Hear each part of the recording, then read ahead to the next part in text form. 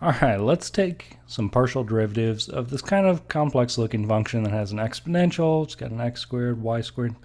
To do so, I'm going to treat this as two things multiplied together and use our product rule. So the first thing is going to be that big set of parentheses. I'm going to call it g as I kind of map this out. And the e to the x, I'm going to call that h. So our partial derivative with respect to x, first of all, is going to be g prime times h plus g times h prime. And just try to fill things in.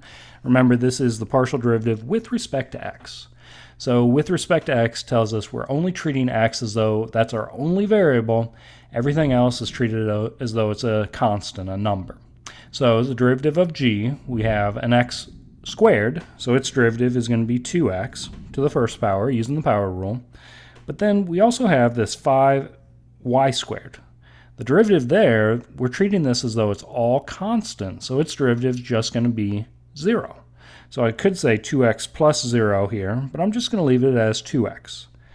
Next to that, we're supposed to multiply by h. Well, we're treating e to the x as though that's our h. Plus, now I'm supposed to copy down g, x squared minus 5y squared, multiplied by the derivative of h. So derivative of e to the x is just going to be e to the x, because remember, we have an x, we're taking the partial derivative with respect to x.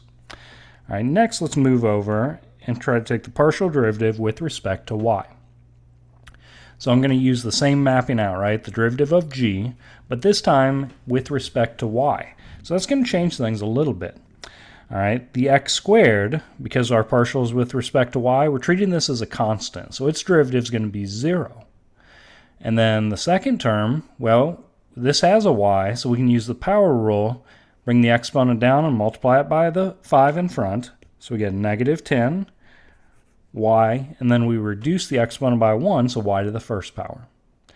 That's supposed to be multiplied by h, so I'm going to multiply it by copying down e to the x, plus we're going to copy down g, x squared minus 5y squared, and that's going to be multiplied by the derivative of h with respect to y.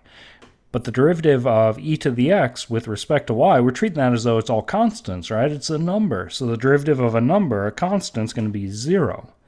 Well, we can clean this up because anything multiplied by 0 is 0. So we're really just going to be left with negative 10 y e to the x power.